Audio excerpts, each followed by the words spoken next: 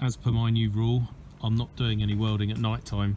So what I thought I would do instead is, even though it's seriously cold out here and it's dark, I'm going to start stripping out the interior on the near side, just so I can roll the carpet up and take a good look at that floor. I'm also going to try and get that door open, so that'll involve taking the door trim panel off and then just seeing if I can get a finger or something on the latch and spring it from inside. So that's what I'm going to do. I'm all wrapped up warm because it is probably, I don't know how cold it is, but it's pretty damn cold. But yeah, got to glove up and then crack on. Making progress. Got the door card off without wrecking it, which is good. Passenger seat out. I didn't wreck the seat, but I did manage to snap a tool. I was trying to undo the seat rail off the mounting, but it yeah, wouldn't come undone.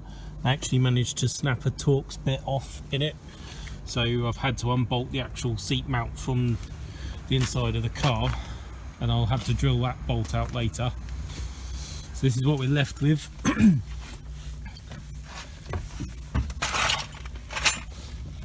The door still has the membrane on it, so hopefully nobody's been in there poking, and it's all still original. I'm going to carefully unpeel it and then get my hand in and see if I can't unlock it, and then pull the latch from the inside. I think one of the reasons it's reluctant to come out is the seal's distorted at the back there, so it's probably putting additional pressure on the latch. So yeah, I'll keep playing and see if I can free it off. Ta-da! It is open. Basically, the whole of that mechanism, all of the was it central locking, the little lock rod, that was all seized. It still is seized. I was only able to open it by lifting the latch from the inside with a screwdriver and then smashing my shoulder into it.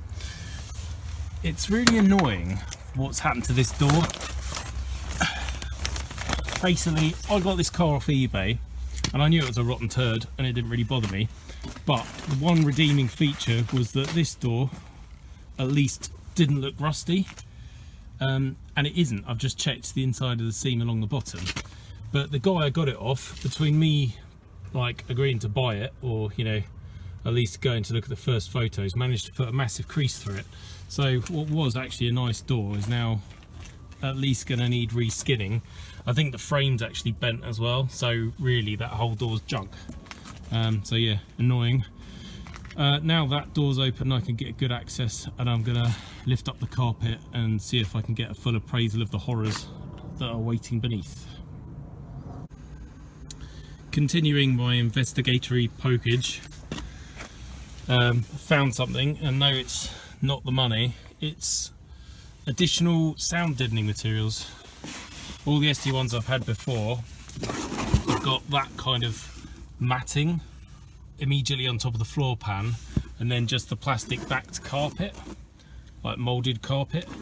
This has additional just thin foam sheet. I think this is probably one of the reasons this has rotted out so much. It's because that has basically acted like a massive sponge, just holding loads of water there. So you might be able to dry out the top side of the carpet, but the bottom side is just going to stay wet. So yeah, annoying. In order to get that carpet up properly, I might also have to take out the rear seats and the centre console.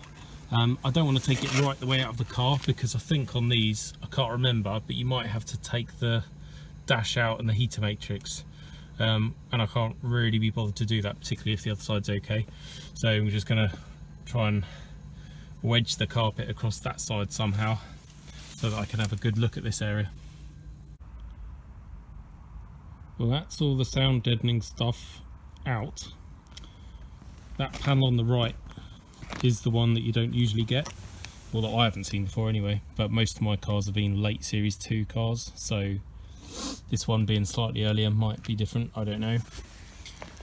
Managed to get it out without tearing it, which is good.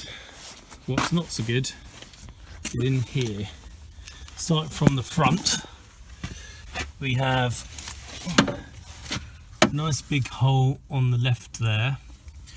That is the remains of a lateral, I guess you'd call it, outrigger or something. Basically the whole front of the car's had a smack, or not the whole front, sorry. That little thing there has had a smack rearwards. That there should be a straight line, and that's one of the bits where the spot welds are welded between the floor pan and that rib. This should be parallel to it, like over here somewhere. Basically when you look under the car, you can see it's all been driven back that way, and that's why probably like stress corrosion or increased rates of corrosion due to stress has caused that all to go in that way quite so dramatically. Probably yet another forklift lifting accident, which is kind of the story of this car really. Death by forklift. That's the longitudinal chassis rail.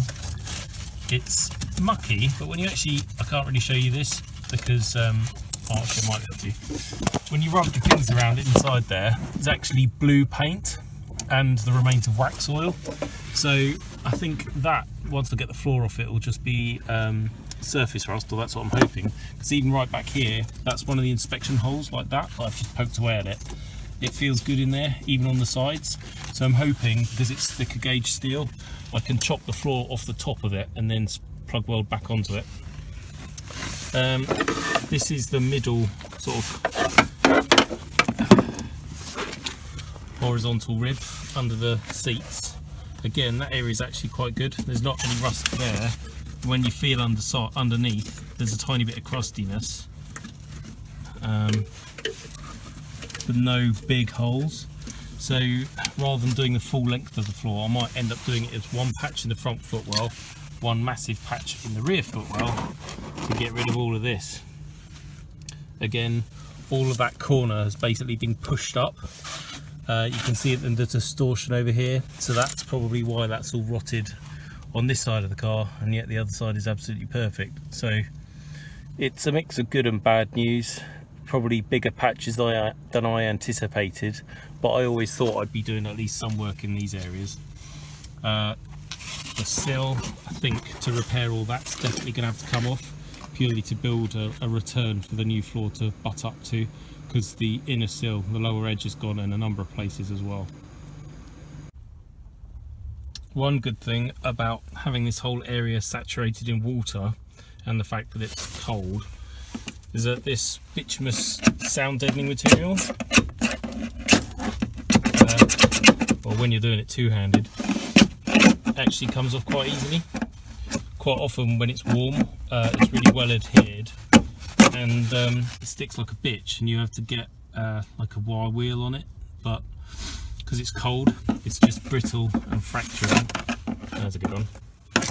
So I'm just gonna expose a bit more of this and kind of work out in my mind how much I'm going to need to chop out, because I'm not going to be doing this job anytime soon, but I sometimes find it's easier to sort of let your brain just subconsciously mull over how you're going to attack it. You kind of accidentally devise a plan even when you're not working on the car. So as it's dark over the next few days, I'm just going to carry on working my way through this, and maybe even draw up some templates of what I need in case either another donor card comes available or somebody's got an offcut from an old floor they don't need. Just got the grinder out and made a few more holes. It looks drastic, but I'm going to be chopping this up anyway, so it doesn't really matter. What I've done is just chopped back to relatively good metal. I've left these sort of round holes. What is it?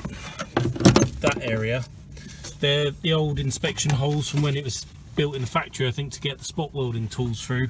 The other one's back there as well. That metal will come out. I'm just leaving them in for the moment because I want to draw reference measurements to them so that I can reinstate them and make it look factory.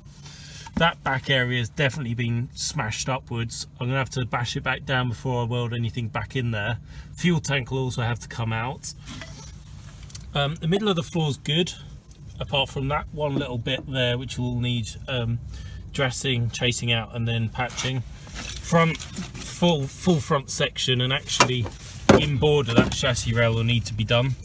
I have decided that the centre console is going to have to come out, and then I should be able to peel the carpet back over and bundle it onto that side of the car, then mask up. I want this dashboard protected and all the glass and stuff before I get really involved hacking and chopping.